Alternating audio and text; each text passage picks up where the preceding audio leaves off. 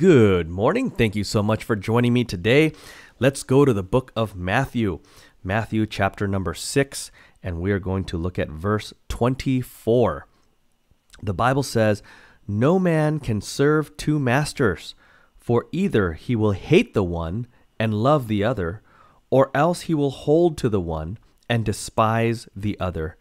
Ye cannot serve God and mammon." Now, mammon simply means riches or wealth or money, and it's saying that you cannot serve God and mammon.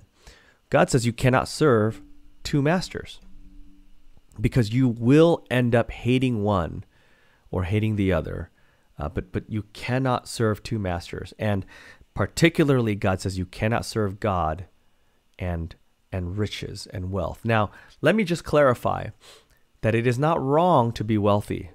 Okay, in fact, God has enriched many people in the Bible, and sometimes that is what God chooses for people and for his servants even, to be wealthy. There's nothing wrong with being wealthy, or building a business, or being wise with your money. In fact, the Bible has all kinds of verses that talks about money and investments and being wise with your money and being wise with your investments.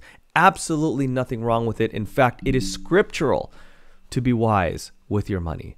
So by all means, try to build wealth, especially if you live in America, right? What an opportunity we have to build wealth here. Try to build wealth, try to invest and be wise with your money, but don't worship that money. Because remember, the Bible says the root of all evil is what? The love of money. Not money, but the love of money, right? And so God is being very, very clear here. You cannot worship God while worshiping money. You cannot serve God and serve riches and money at the same time. You can't do it because you will begin to hate one of them. If you want to serve God, and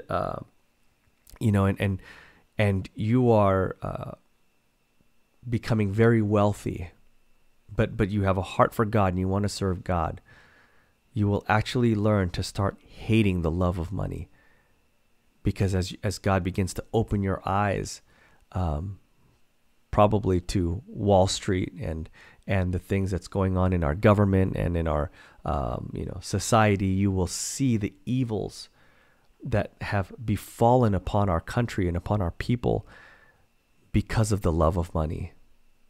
Or you will start to develop a love for money and you will begin to despise God. That's what happens when you worship the almighty dollar. You will begin to hate God.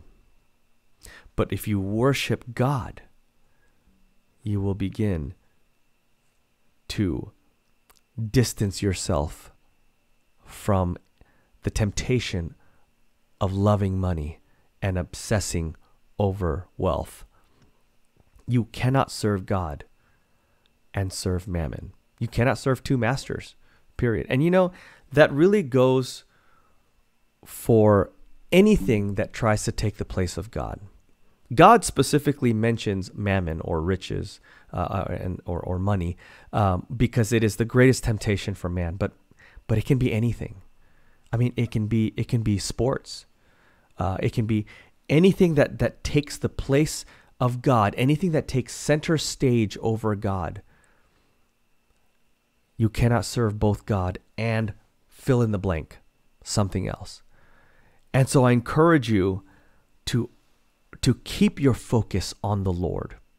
Serve only one master, Jesus Christ.